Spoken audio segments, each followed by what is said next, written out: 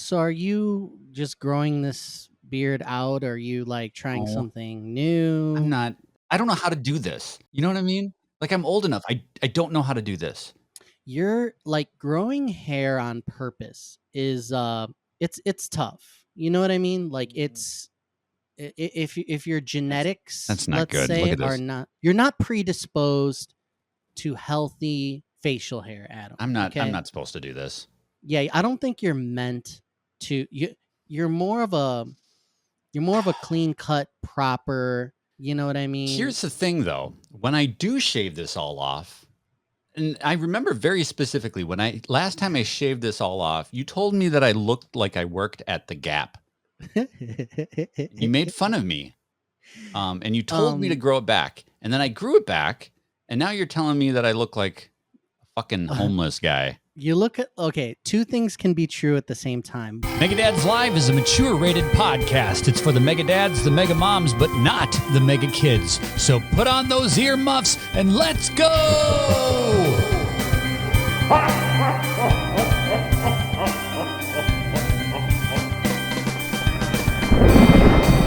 One is you don't look good with facial hair. And the other is you don't look good without the facial hair. God damn it. What do I do? You're in what we call you're in Schrodinger's box. Okay, so there's a cat. Yeah. And he's under the box, and whether the cat is in the box or not in the box, your face is fucked up. I don't think that's fair. I don't think that's a fair assessment. It's like, I don't know what to tell you. Well, it's October. It's scary. Yay! I thought maybe I would just scare people with my horribly ugly and unpresentable face. And another. Wait. What are you gonna be for Halloween this year? Because you always have a good costume going. Like you were Cloud one year, right? Elliot was. Yeah, Oh, Elliot. well, who were you? You were Eric? I was Sid the year that Elliot was Cloud. Yeah. Okay. And then 1 year, Elliot was the Ghost of Tsushima, and I had like a kimono on, and I was just right. I was like, I was an NPC basically. But we did Bob's Burgers 1 year. Yeah, you kill it with your costume. We do lots of good costumes. My problem this year is when we were in Japan, Nora bought a super expensive Belle dress from Beauty and the Beast. Okay. And it's cost a lot of money, and it took up a lot of our suitcase space. So we told her, this is your Halloween costume. Yeah, 100%. No matter what, this is your... And she's like, okay. Now that it's almost Halloween, she, of course, wants to be a K-pop demon hunter. So we're like, no, you have to be Belle. But if we're going to do our family costume, all of a sudden, like, I'm on the hook to be like Cogsworth or some shit, right? Like, I've got to invest in an elaborate... You look like that guy, the candlestick guy. Lemure? Yeah, that's you. I mean, I'm pretty much going to have to be, right? So I'm thinking we're going Beauty and the Beast somehow. You could go K-pop demon hunters. You could be Huntrix. You could be which one would I be? You'd be that male K-pop demon dude. I'd be the bad guy. I think I should be Derpy, the cat, the stupid looking cat. I like that cat. Like that looks like this the whole time. Yeah, that was funny.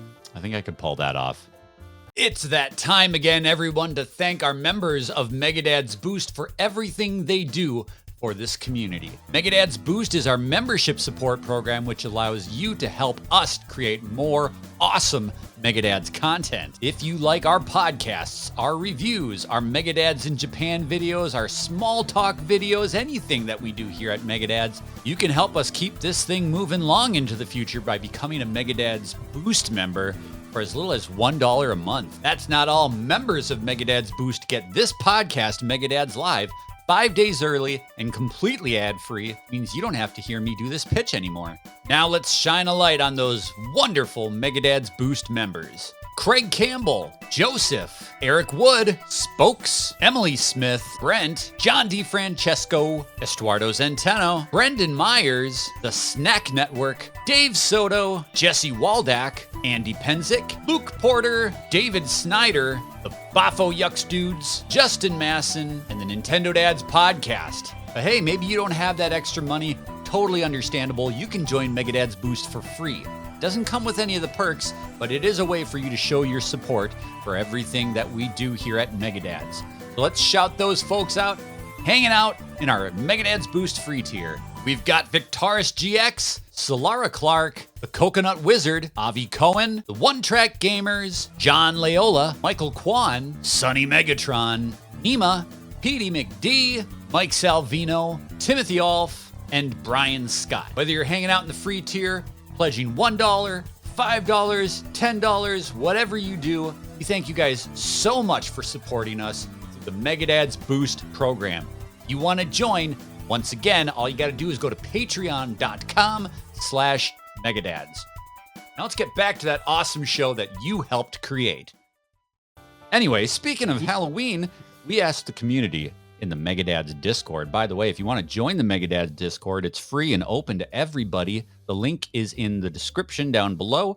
But we asked those fine folks to tell us some of their favorite Halloween or spooky games. And we're going to kick things off with Dave Moore, who said Pokemon. Yeah. And I thought it was a joke. And then he actually gave me a little bit of knowledge that some of these Pokemon are incredibly terrifying. I spent a lot of time at Pokemon centers when I was in Japan. I did not get that sense. They seemed cute and cuddly to me. But apparently there is a Pokemon named Drifloon. And there's like lore behind the Drifloon. And it says, it is whispered that if any child mistakes Drifloon for a balloon and holds onto it, it could wind up floating away and missing. So this Drifloon like steals children, which is that's mildly terrifying, don't you think? Yeah, that's some of these Pokemon are like it's a fever dream, a lot of these, right? And some of these have, they always have these little snippets on, whether it's the Pokedex entry and on the card, there's like a little blurb about it. And this is where they get the like lore and the like etymology and like the like, what is this thing and how does it exist and where does it come from? So if I'm not mistaken, like some of these Pokemon are like gods. Some of these Pokemon are like nightmares incarnate. Like Right. some of these Pokemon are like wearing dead parts of their family members, like things like that. Like very odd Pokemon. Fucked up. Nurse Lychee has some really great ones on this list. Silent Hill 2, which of course gets a ringing endorsement from me. Fatal Frame 2, which they just announced that they're remaking that. That's exciting. They just announced that there's going to be a Fatal Frame 2 remake. We're getting all these fantastic horror game remakes. I never played a Fatal Frame game. I've seen other people play these, but they're supposed to be incredibly scary games. Lots of supernatural shit in there. Resident Evil 7, which is probably the scariest Resident Evil in the series, so I concur there. Is that the house one? That's the house one, yeah. Biohazard? Okay.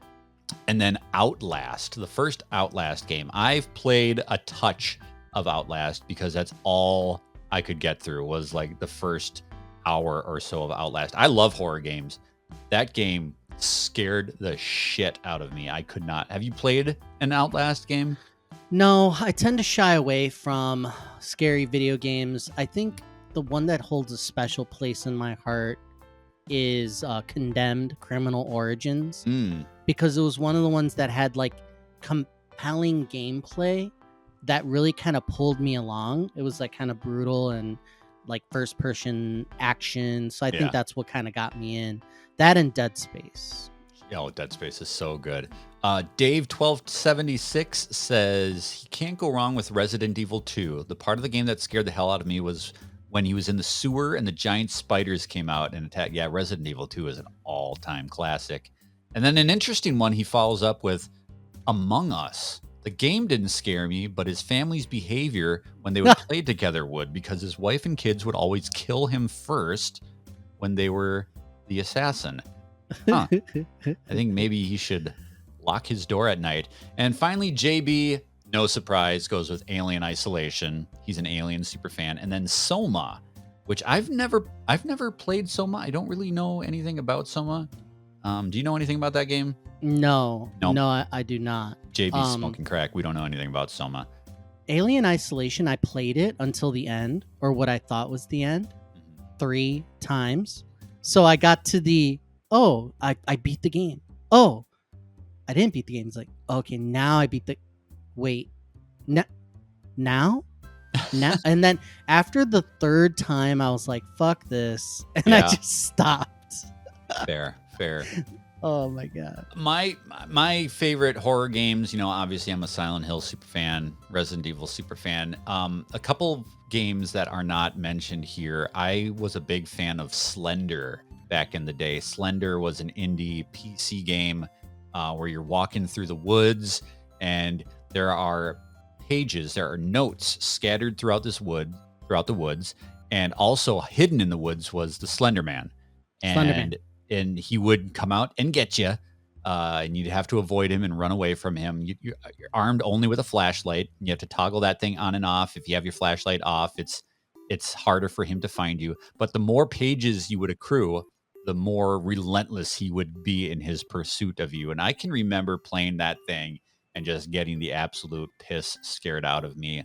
And then another one that I want to recommend, which I think is an underappreciated one, is Bloober Team's Blair Witch game. I love the Blair Witch films, except for the second one. The second one's dog shit.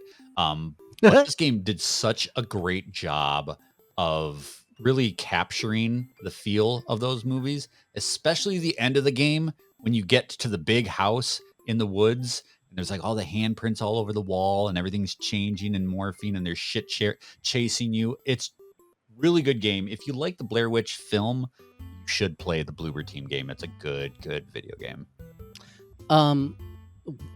I think this would be an appropriate time to talk about the new game that was announced from, is it Kojima Productions? Yes, let's talk about this. What is it called? OD Knock. Knock. I was like, I knew the OD part. Yep. So then they were like, oh, let's give it a nice subtitle. Now that it really makes doesn't zero make sense. Yeah. So I mean, what's the knock about? I didn't look into this yet. Is this? Did you watch the trailer? No. Is this good? Oh my god! It is good. I need this game. So the backstory, of course, is Hideo Kojima once upon a time was going to make the next Silent Hill. He was going to spearhead the Silent Hill revival, and then of course the fallout with Konami. But before he fell out with Konami, he released PT, playable teaser for the Silent Hill game. And it was first person. You were in this looping hallway in like this apartment building, and there was this ghost that was chasing you throughout the whole thing. Very, very scary, very creepy, very Kojima, photorealistic graphics, super spooky, supernatural ghost stuff. And then, of course, he walked away.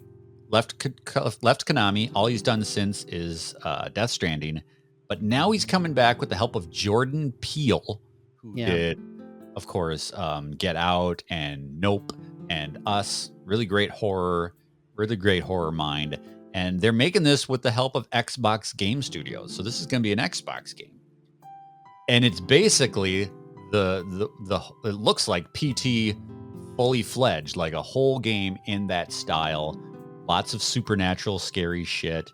I highly recommend you watch this trailer. No, I take it back. I did see the trailer. I didn't know this was it because it was so boring. I was like, is this it? So I did watch it. I thought this was like something else. This lady tries to light a candle and then she starts like something behind her comes and that's like, it. Yeah, like grabs her by the face. So why and is this good? Explain to me. Is it just because you trust in Kojima? It's good because it's good because I played the concept, right? Like I played because PT. of the other game that came PT. And the fact that this trailer, I mean, it's going to be good. I'm sure it's going to be good. I mean, Peel being part of it is like incredible. Yeah. The trailer is basically, it's saying to people like me, hey, we're actually going to make this game now. And graphically, it did look amazing. Like, I mean, her eyes they look like this is very real, which I'm sure will lend to the thing that ruined it for me was like the hands that come up behind her in the trailer do not look actually scary. It looks like a prop, like somebody put on some, like it wasn't hands? Creepy. Yeah, it was like big, like almost cartoony looking hands. I'm like, that is not. It kind of ruined it at the end. I'm like, oh, I'm very Okay. excited because I'm glad you're excited. I for love the shitty, vibes, man. I love the It's idea gonna be that good. Kojima, It's gonna be good. yeah, Kojima's finally going to make his scary game, and that's exciting to me. So it was more about what the promise of the trailer, Yeah. the trailer itself. Megadads is for everyone who loves gaming and the community that surrounds it. We're all about fun, fully grown, and we want you to be a part of everything we've got going on here. So what do you get when you subscribe to youtube.com/Megadads? Weekly podcasts from your favorite Megadads personalities, reviews on the latest games, reaction and analysis on the latest industry news, Gameplay Thursday videos showing off what we do on the sticks, travel logs from our trips around the world, small talk segments where we try new things with our kids, live community events like our holiday specials, and so much more each and every single day. You don't want to miss a minute of the fun. New Megadads videos drop each and every weekday, whether it's our long-form content like Megadads Live, or maybe it's one of our short series like Off the Shelf, a look at retro gaming. Please subscribe to youtube.com/Megadads today and tell your friends to come too. We're building something great here at youtube.com/Megadads, so subscribe today and be a part of Fun Fully Grown. This is Megadads. Well, speaking of games and scares, I got a game to talk about called The Midnight Walk.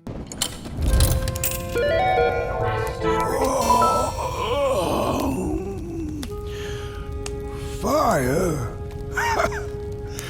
Hey, I'd almost forgotten how it felt. And salutations, Bud. Midnight Walk is a VR horror adventure title developed by Moonhood, and it's published by Fast Travel Games. It's available right now. I played it on the PSVR 2, but it's also playable as just on PS5.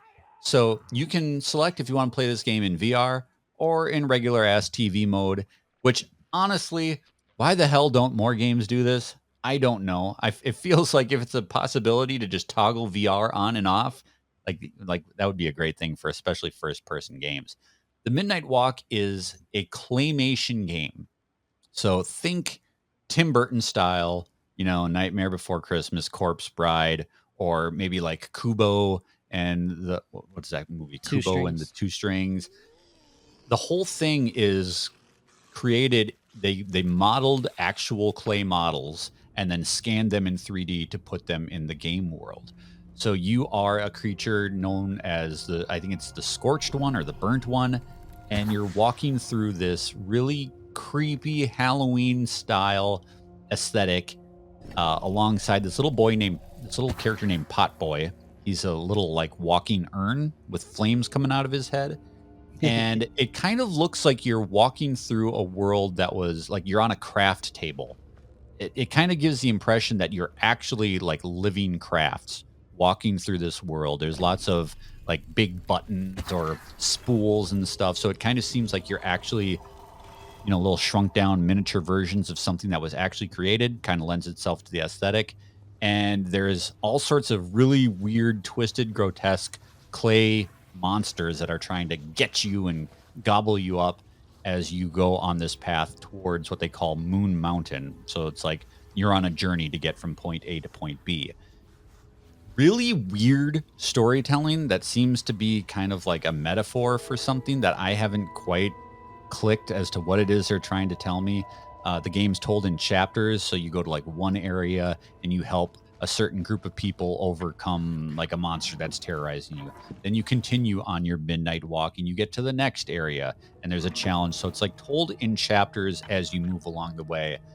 The storytelling is weird and abstract and not really doing it for me, but what does keep you compelled is like the visual aesthetic and the VRness of being in that world. One of the big hooks of this game is it takes advantage of like 3D audio and also the eye tracking technology of the cool. PlayStation VR 2.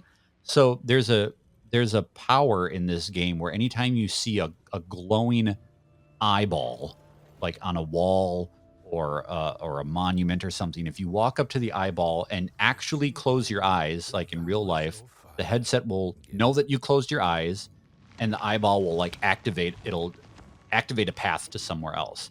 So you're That's supposed to like crazy. kind of succumb yourself to the darkness. And it's not that impressive when you think about, I mean, when you're playing it like just handheld mode, you push a button to close your eyes and it's like, oh, okay, whatever. But when you're actually playing the game and you close your eyes and open it and it does the thing, that's a little bit of VR magic, right? Like that's kind of cool. You also at certain points will close your eyes so that you can hear what's in the environment. So there'll be puzzles where you have to shut yourself into the darkness and just listen for your way through.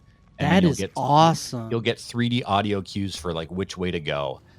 Super that is cool. Cool. It is really cool. It takes good advantage of some of the non-traditional VR tech. Like VR is about like looking around and being in the world, but this actually makes good use of the technology in different ways. That's very creative. Seriously, yeah, the creatures in this game are really interesting and weird. I don't think this game is like scary, like my heart doesn't race or whatever, but being in the VR and seeing these hulking clay monstrosities like chase you down and try to eat you, it's impressive. Like the size of the sense of scale.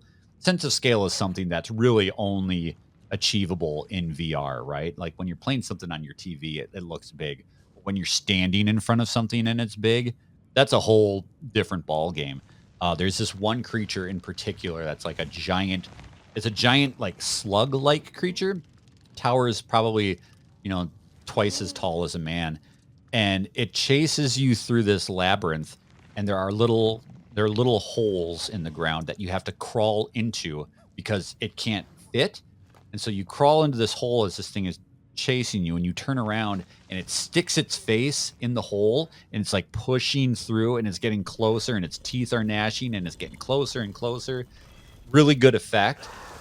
So it's got like a really cool art style and a really cool utilization of VR that puts you in a world that feels handmade, and the sense of scale and the way they use the tech is really interesting.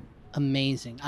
I'm there was a Papa Sangre was an iOS game that used it was like an audio game where you put like earbuds in or whatever, and it was like the world around you was brought to life in audio.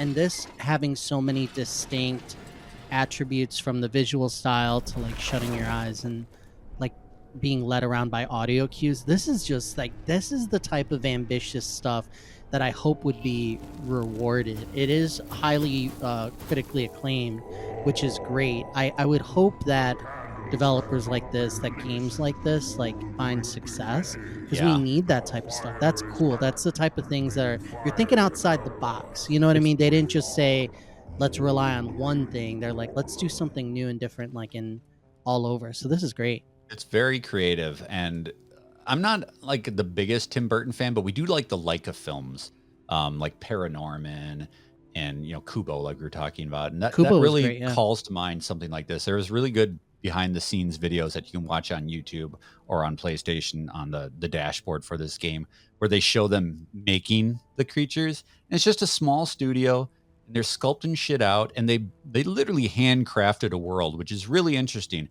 The aesthetic is really dark and kind of creepy and twisted. And it's not the most like broadly appealing look to a game. So I wonder if this is going to find a really huge audience. But if you like something that's a little twisted, a little offbeat, this might be something for you, especially if you're a fan of Nightmare Before Christmas. I mean, it's basically like playing through that world. It's very Halloween town-esque. There's a whole village that you go through of characters called nobodies, and they are just heads with no bodies. And so the whole thing is there's heads all over the place, and they're talking at you and they're yelling at you and they're making fun of you because you have a body.